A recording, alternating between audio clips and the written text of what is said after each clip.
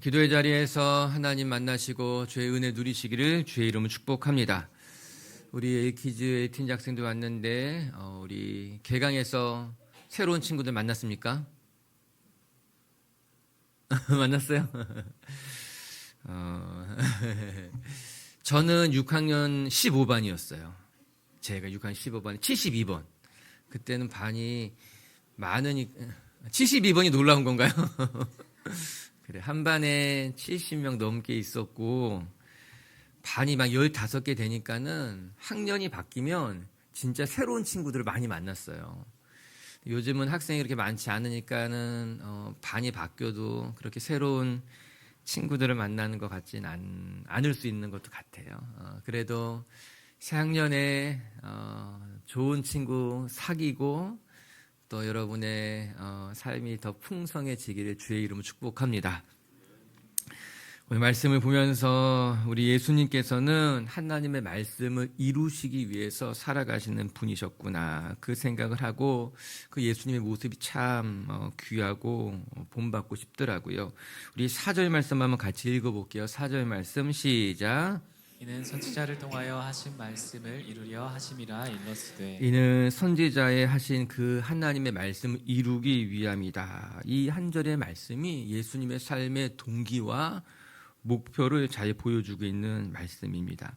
예수님의 삶은 하나님의 말씀을 이루시기 위한 삶이었어요. 예수님께 행하신 모든 행동의 동기입니다.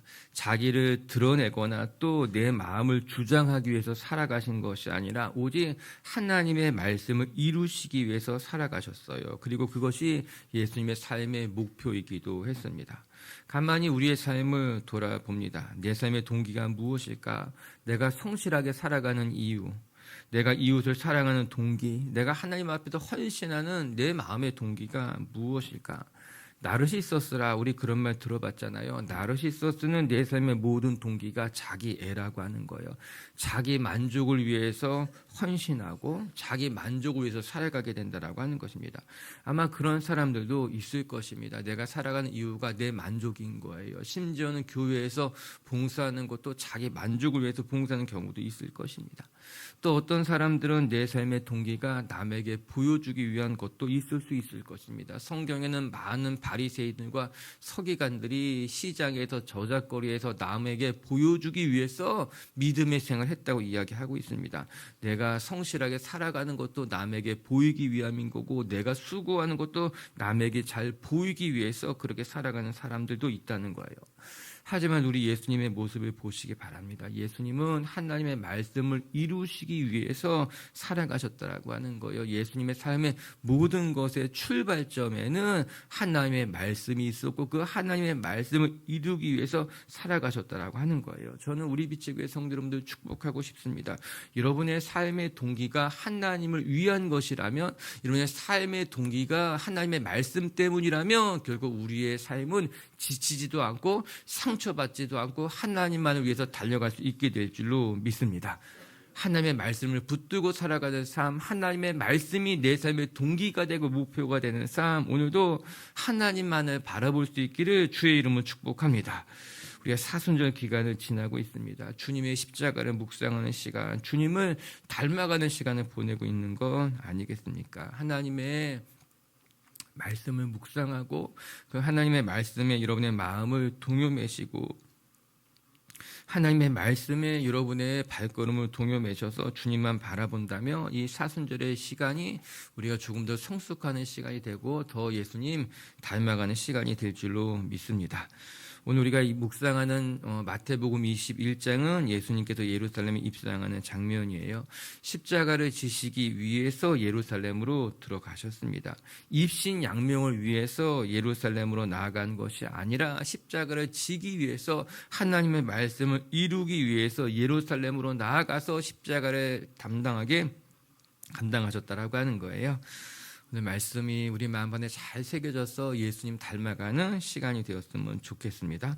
우리 2절과 3절 말씀 한번 같이 읽어볼게요. 시작. 이르시되 너희는 맞은편 마을로 가라. 그리하면 곧 매인 나귀와 나귀 새끼가 함께 있는 것을 보리니 풀어 내게로 끌고 오라. 만일 누가 무슨 말을 하거든 주가 쓰시겠다 하라. 그리하면 즉시 보내리라 하시니 아멘. 첫 번째 말씀을 통해 우리가 묵상하고 배울 거, 우리는 하나님의 말씀에 즉시 순종할 줄 아는 사람이 되어야 된다라고 하는 것입니다. 예수님께서 예루살렘 근처에 이르셨습니다. 그리고 예루살렘에 들어가기 위해서 2명의 제자를 부르셔서 한 가지를 시키셨어요. 그게 2절의 말씀이에요. 맞은편 마을로 가서 나귀와 나귀 새끼를 보거든 그것을 가지고 오라라고 하는 것입니다. 그리고 혹시 누가 물어보거든 주가 쓰시겠다 해라. 그러면 그냥 내어줄 것이라고 하는 거예요. 여기 눈에 띄는 예수님의 말씀이 나오죠. 누가 물어보면 주가 쓰시겠다 해라. 그러면 즉시 내어주겠다라고 하는 거예요. 저는 4절에 즉시 보내리라. 이 예수님의 말씀이 참 귀하다 싶은 거예요. 그리고 내 삶에 주님께서 이렇게 말씀하실 때 나도 즉시 내어주겠다, 내어주면 좋겠다는 생각하게 되는 거예요. 우리 하나씩 살펴보면 좋을 것만 같아요. 먼저는 오늘 예수님께서 신뢰할 수 있는 사람이 되어야 되겠다는 생각을 하게 됩니다. 당시 나귀 새끼는 큰 재산이었습니다. 만약에 누가 함부로 가져간다고 하면은 필사적으로 빼앗기지 않으려고 했을 것입니다. 그런데 주가 쓰시겠다 말하면 그 사람이 즉시 내어줄 거야. 사실 이런 일은 일어나기 어려운 일일 거예요. 하지만 주님께서는 이미 알고 계셨습니다. 그곳에 가면 나귀와 나귀 새끼가 있을 것인데 마치 예수님은 직접 보시는 것 같이 말씀하셔요. 아마 그냥 제 상상이지만 주님은 보고 계셨을 것만 같아요. 그 모든 일들이 일어나게 될 것을 전지하신 성자 예수님께서 알고 계셨던 거죠. 너가 그곳에 가면 나귀와 나귀 새끼가 있을 것인데 그런데 그것만 아신 것이 아니라 그것을 가진 주인의 마음도 아셨다는 것이에요. 만약에 누가 물어보거든 그 사람에게 이렇게 이야기해라. 주가 쓰시겠다 해라. 그러면 그 사람이 그냥 내어줄 거야. 저는 이 부분이 너무나 감동적인 거예요. 우리식으로 표현해 본다면 아무개 집사는 순종할 거야. 아무개 권사는 두말하지 않고 그냥 순종할 거야. 그렇게 주님이 생각하셨다는 거예요. 여러분 너무나 영광스럽지 않습니까? 주님께서 저와 여러분을 생각하실 때에 그 양반은 쉽게 내주지 않을 거야. 그 사람은 따져 물을 거야. 그렇게 생각한 것이 아니라 그 사람이라면 주가 쓰시겠다는 말에 아무 말 하지 않고 내어줄 거야. 걱정하지 말고 가서 그 사람에게 주가 쓰시겠다 말해. 주님께서는 그곳에 나귀와 나귀 새끼만 보신 것이 아니라 그 사람의 주인도 보고 계셨던 거예요. 그 사람이라면 내어줄 거야. 그래서 그렇게 2 제자에게 말씀해 주신 것 아니겠습니까? 사랑하는 빛의교회 가족 여러분, 전 우리 빛의교회 식구들도 주님이 신뢰하는 분들이 되시기를 주의 이름으로 축복합니다.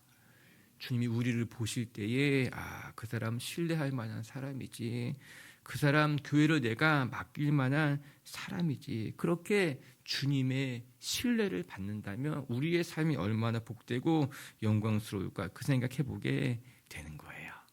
사람들 앞에 칭찬받는 거 그거 중요한 것 아닙니다. 누구한테 칭찬받아야 되는가? 주님 앞에 칭찬받는 거, 주님이 보시기에 믿을 만한 사람이 되는 것이 좋은 것만 같아요. 할렐루야. 이쪽에 사람이 아무도 없어서 이쪽으로 주로 보고 오늘도 주님 보시기에 빛의 교회는 참 믿을 만한 교회지. 빛의 교회 참 좋은 교회지. 그 교회는 즉시 내어줄 거야. 그렇게 칭찬받는 우리 교회가 되고 빛의 교회 성도님도 되시기를 주의 이름으로 축복합니다. 그리고 나서 이제 이 사람의 모습을 한번 들여다보시기 바랍니다. 그리고 이 사람은 주님 말씀처럼 즉시 순종했다라고 하는 거예요. 즉시라는 말이 중요하겠죠. 갈등하지 않고 이리저리 따지거나 재보지 않고 주님의 말씀에 즉시 순종했다라고 하는 거예요. 이 말씀이 어찌 귀하지 않겠습니까? 저는 여러분들 그렇게 고면하고 싶어요. 여러분 어차피 순종할 거라면 즉시 순종합시다. 우리가 주님의 말씀에 거스릴 수 없습니다. 바람과 파도도 잔잔케 하신 예수님의 말씀이신데, 죽은 나사로까지 불러일으키신 주님의 말씀이신데, 세상을 창조하신 하나님의 말씀이신데, 우리가 하나님의 말씀에 거스릴 수가 없습니다. 그럼에도 불구하고 우리가 즉시 순종하지 않는 것은 시간만 끌 뿐이고 그냥 우리에게 더 안 좋은 일인 거예요. 주님이 말씀하신다면 그것에 즉시 순종하는 것이 우리에게 복된 것이고, 그것이 주님의 뜻 일구하는 가장 아름다운 모습이라고 하는 거예요. 그래서 빨리 순종하는 것이 낫습니다. 순종하지 않아서 점점 더 어렵고 복잡한 상황으로 만들지 마시고 즉시 순종하는 것으로 말미암아 여러분의 삶이 하나님 앞에 정말 순전한 아름다운 통로가 되었으면 좋겠어요. 오늘 제자들의 모습이 그와 결이 같습니다. 우리 6절 말씀 한번 읽어볼게요. 6절의 말씀이에요. 시작. 제자들이 가서 예수께서 명하신 대로 하여. 금방 읽으시네요. 물 한 잔만. 짧았어요. 제자들이 가서 예수님께서 명하신 대로 행하여, 이렇게 나오신 거예요. 결이 같습니다. 그 나귀의 주인도 즉시 순종했고, 제자들은 예수님이 명하신 대로 행했다라고 하는 거예요. 제자들이 자신의 생각을 덧붙이지 않았다라고 하는 것입니다. 나귀 새끼를 구하러 가다가 저기 예수님이 타시게 멋진 말이 있다. 야야야야, 우리 저거 가져가자. 우리 예수님이라면 나귀 새끼 말고 그 옆에 있는 저 말이 훨씬 더 맞지 않아? 우리가 저 말 가져가면 칭찬받을 거야. 그래서 그 말을 가져가면 칭찬받겠습니까? 그래도 그 말 가져가면 주님이 좋아하시겠습니까? 아니에요. 주님이 제일 좋아하시는 것은 주님의 말씀에 따라 살아가는 것을 제일 좋아하시는 거예요. 그러나 우리의 삶에 이런 일들이 일어날 수 있는 거예요. 주님의 말씀을 내가 받았지만 내가 어떻게 살아가는 것이 주님이 원하시는 것인지 알고 있지만 믿음의 길 걸어가다 보면은 자꾸만 내 생각을 덧붙이고 싶은 거예요.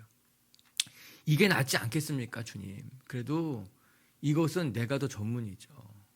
이것은 내가 더 오래 해봤죠. 주님이야 3년밖에 더 하셨습니까? 저는 30년 목회해봤습니다. 그런 분들이 많은 거예요. 그러다 보면 사고가 나는 거죠. 내 생각을 자꾸 덧붙이고 내 경험을 덧붙이고 그러면 주님이 더 좋아하실 것 같은 생각을 가지고서 말이에요. 그러나 그렇지 않습니다. 하나님이 가장 기뻐하시는 삶은 주의 말씀에 가감하지 않고 그 말씀 명령대로 행하여 즉시 순종하는 것도 주님이 좋아하시고 기뻐하신다라고 하는 거예요. 내 생각은 중요하지 않습니다. 계획은 주님이 세우십니다. 우리는 순종할 따름인 거예요. 때와 기한은 주님이 아십니다. 우리는 그 때에 순종하는 거예요. 모든 방법도 내가 정하는 것이 아니라 주님이 정하는 것이고 우리는 그 말씀에 따라 순종하는 것이 성도들의 하나님의 백성들의 마땅한 삶의 모습이라고 하는 거예요. 아멘. 오늘도 주의 말씀 따라 살아가며 주의 말씀이 여러분의 삶에 아름다운 열매를 맺어가는 그런 3월 한 달이 되시기를 주의 이름으로 축복합니다. 두 번째 또 말씀을 통해 우리가 배우게 되는 것은 우리에게 말씀하시는 그 예수님은 겸손하신 분이다. 그래서 겸손하여 나귀를 타셨다는 것을 기억하며 우리 빛의교회 식구들도 예수님처럼 겸손하게 여러분의 삶의 자리를 지켜나가는 분들이 되었으면 좋겠습니다.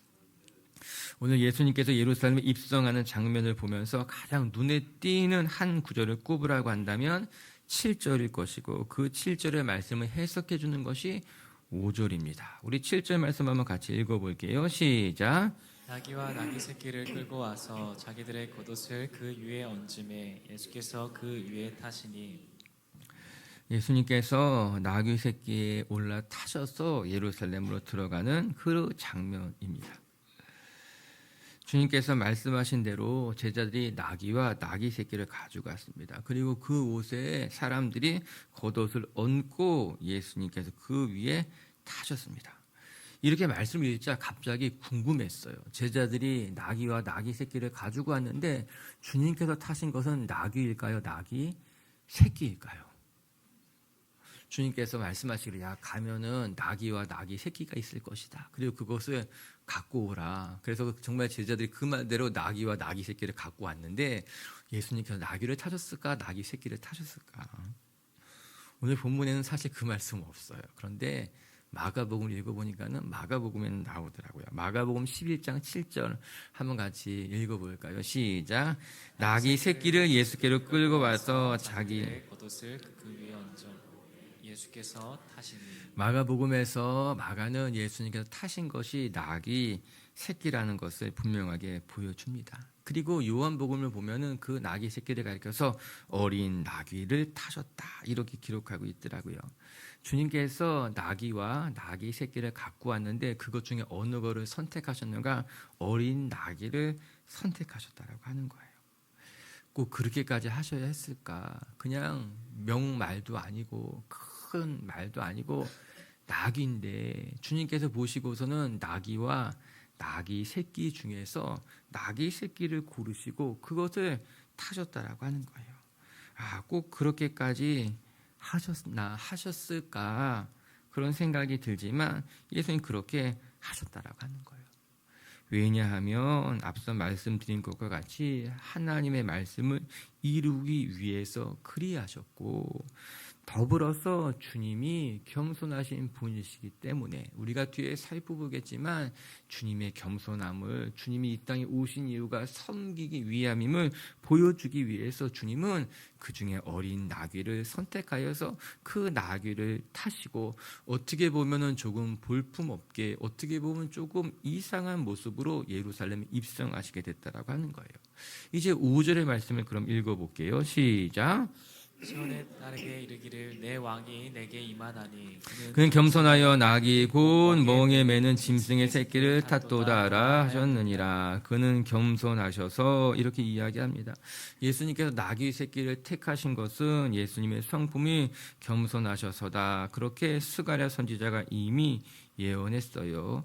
구약의 선지자가 이미 오래전에 예수님은 어떠한 분인가, 우리에게 오시는 메시아는 어떤 분인가, 그분은 겸손하신 분이시다. 그렇게 이야기하고 계신 거예요. 그래서 나귀 새끼를 탄다라고 하는 것입니다.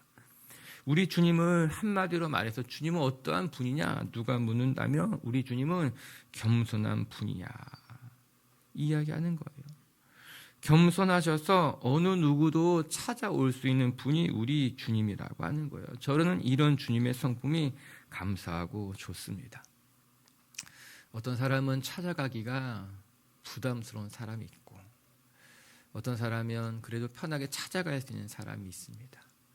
어떤 사람은 말 한마디 걸기가 괜찮을까 싶은 사람이 있고 어떤 사람은 그래도 내가 편하게 찾아갈 수 있을 것만 같은 마치 비빌 언덕이 될 것만 같은 그런 사람도 있는 거예요. 여러분은 어떤 사람이 되고 싶습니까? 젊었을 때는 그래도 누구든 나를 함부로 못할 사람이 되고 싶다. 내가 그래도 우리 그런 생각 아마 했었을 것도 같습니다. 우리 그런 생각들이 있죠. 아무나 나를 함부로 대하지 못하게 내 앞에 장벽을 두고 누구든지 나에게 함부로 한다면 내가 당장이라도 그런 사람이 좀 멋있어 보일 수 있겠죠. 그런데 나이가 들어가다 보니까는 그거 참 부질없는 일임을 깨닫게 됩니다. 그래서 도끼 품고 눈 똑바로 떠서 아무도 나에게 다가오지 마. 얼마나 그의 인생이 가련한 인생이겠습니까? 얼마나 그의 인생이 힘든 인생이겠습니까? 사실 우리가 추구하는 우리의 삶의 모습은 어떤 것일까? 누구든지 편안하게 찾아와서 함께 말씀을 나누고 같이 기도할 수 있는 그런 사람이 되는 것이 그 예수 믿는 사람 아니 예수님께서 우리에게 보여주신 모습이라고 하는 거예요. 대단하게 멋진 말을 타서 누가 찾아오거든 우러러 봐야만 하는 모습을 예수님께서 만든 것이 아니라 아주 낮은 나귀를 타서 누구든지 찾아와도 눈을 맞출 수 있는 그 높이에서 주님께서 우리에게 살아가는 삶의 모습을 보여주셨다라고 하는 것이에요. 전 이런 주님의 모습이 감사하고 또 좋더라고요. 굳이 예수님께서 겸손하실 필요가 있었을까? 십자가를 지는 것과 겸손과는 사실 조금 다른 영역인 것 같은 거예요. 그냥 생각하기에. 여러분, 겸손하지 않아도 십자가 질 수 있죠. 좀 다른 영역인 것만 같은데, 천지를 창조하신 분인데 굳이 그렇게까지 겸손하지 않아도 될 텐데, 하지만 예수님께서 겸손하셔서 아주 낮은 모습으로 나귀를 타고 오르셨다는 겁니다. 이 모습은 예수님께서 우리 위에 군림하기 위해서 오신 분이 아니라 우리를 섬기기 위해서 오신 분이라는 것을 가시적으로 보여주는 사건입니다. 세상의 왕은 백성들 위에 군림합니다.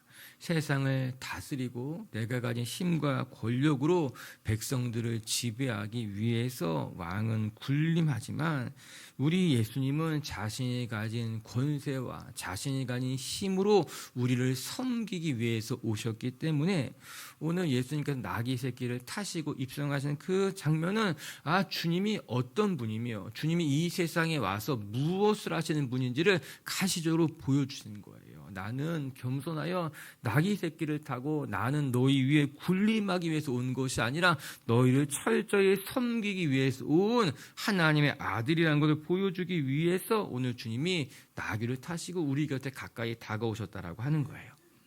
기억하시길 바랍니다. 우리 주님은 저와 여러분을 섬기기 위해서 우리의 발을 닦아주기 위해서 이 땅에 오셨다는 것을 기억하시고 우리 빛의 교회 식구들도 끊임없이 높아지고 끊임없이 누군가 위에 군림하려고 하는 것이 아니라 예수님처럼 다른 사람의 발을 닦아줄 수도 있고 다른 사람들 위에 선신할 수도 있는 그렇게 주님처럼 여러분의 곁에 있는 사람들 잘 섬길 줄 아는 성도님들 되시기를 주의 이름으로 축복합니다. 할렐루야. 옆에 사람에게 내가 당신을 섬기겠습니다 라고 인사하자고 하고 싶지만 새벽이니까 참고. 겸손에 대해서 여러 가지 정의가 있을 수 있어요. 겸손이 무엇일까? 일단 국어사전에서 나오는 말만 오늘 살펴보면은 겸손은 남을 존중하고 자기를 내세우지 않는 삶의 태도다. 우리 국어사전은 그렇게 설명해 주고 있습니다. 즉 겸손한 사람의 모습이 어떠한가? 다른 사람을 존중하고 자기를 내세우지 않는 그런 모습이 겸손한 사람의 태도라고 하는 것입니다. 다른 사람들보다 나보다 다른 사람들 더 존중하는 것이죠. 내가 귀한 것이 아니라 당신이 귀하다는 거예요. 내가 더 소중한 것이 아니라 당신이 더 소중하다라고 하는 거예요.